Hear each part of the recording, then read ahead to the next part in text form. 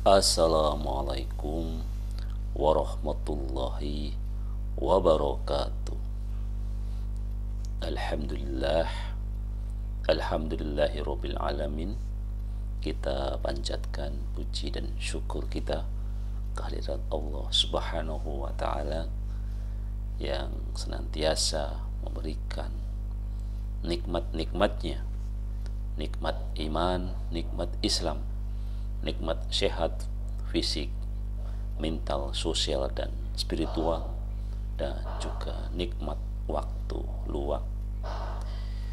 Salawat dan salam juga semoga dilimpahkan kepada baginda Rasulullah Sallallahu Alaihi Wasallam, kepada para keluarganya, para sahabatnya, dan juga para pengikutnya termasuk kita semua. Mudah-mudahan kita diberikan kekuatan untuk istiqomah menjalankan sunnah-sunnahnya.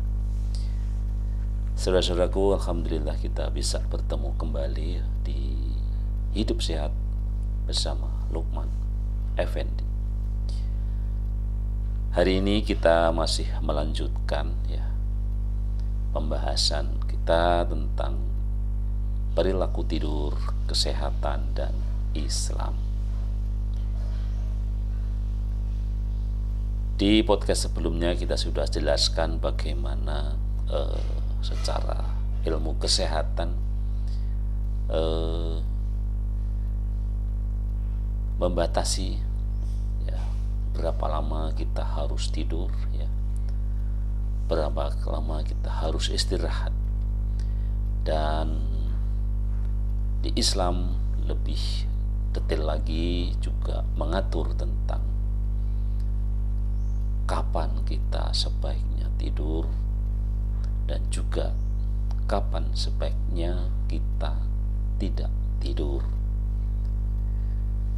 Tentu ini bukan sesuatu yang mutlak tetapi setidak-tidaknya ada beberapa dalil yang mengisyaratkan tentang kebaikan-kebaikan dan juga keburukan-keburukan dari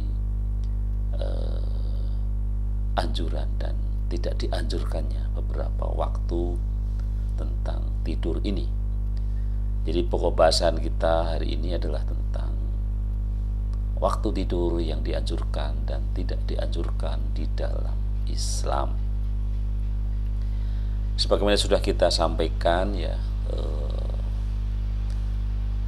teori yang kita sepakati saja bahwa ideal tidur itu durasinya adalah antara 7 sampai 8 jam setiap malamnya bagi orang dewasa.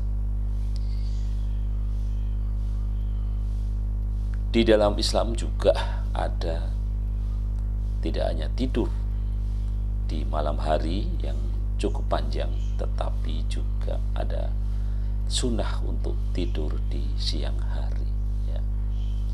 Jadi apa saja sih waktu-waktu yang tidak dianjurkan dan waktu-waktu yang sangat dianjurkan untuk kita melakukan tidur ini?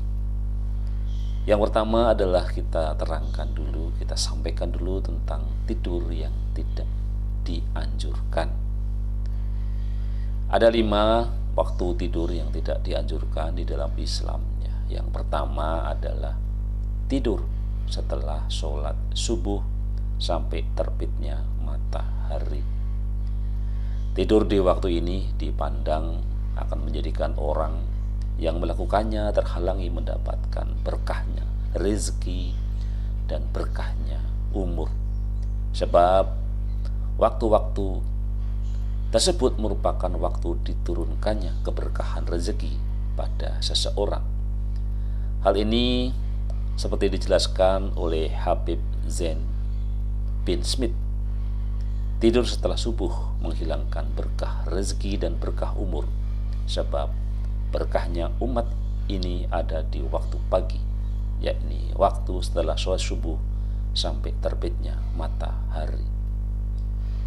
Habib Zaid bin Smith, Fawaid al-Mutq Taroh halaman 590. Demikian juga di hadis riwayat Abu Daud disebutkan bahwa tidur di waktu pagi akan mewariskan kemiskinan, sebab waktu pagi merupakan waktu yang diberkahi Allah Subhanahu wa ta'ala. Nabi bersabda, "Ya Allah, berkahilah bagi umatku pada pagi harinya." Hadis riwayat Abu Daud. Kemudian yang kedua, waktu yang sangat tidak dianjurkan kita tidur adalah tidur setelah masuk waktu asyar. Tidur pada waktu ini berisiko mengurangi daya aktif akal pelakunya. Dalam salah satu hadis dijelaskan, barang siapa tidur setelah waktu asar lalu hilang akalnya, maka jangan pernah salahkan kecuali pada dirinya sendiri. Hadis riwayat Ad-Dailami. Meskipun para ulama menghukumi hadis ini di atas adalah hadis yang dhaif, namun hadis ini dianggap masih relevan ya dalam konteks fadhail al-amal, perbuatan keutamaan. Pernah ada seseorang yang menyangsingkan kejelasan salah satu pendakwah tentang risiko tidur setelah asar. Akhirnya ia pun mencoba untuk tidur setelah asar dan membuktikan apakah benar tidur di waktu tersebut akan berisiko menjadikan pelakunya sebagai orang yang gila. Ia pun mencoba tidur setelah melakukan sholat asar. Tidurnya tampak terlelap sehingga ia baru terbangun saat sudah menginjak separuh malam atau dini hari. Setelah ia bangun,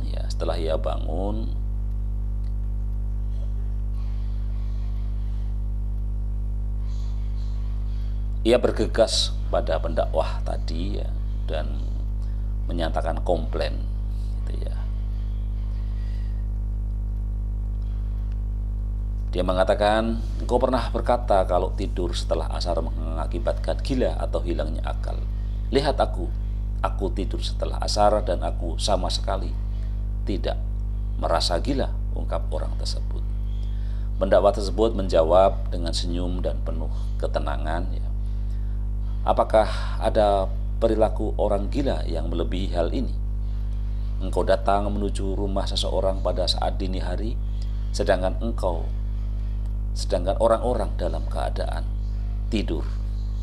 Orang yang ngobrol tersebut diam seketika dan ia membenarkan ucapan pendakwah tersebut dengan penuh rasa malu ya. Jadi ada yang kemudian orang membuktikan gitu ya, dengan dia tidur habis sholat asar ya, rupanya tidurnya juga kebablasan ya. Jadi dibangun-bangun dia sudah dini hari ya.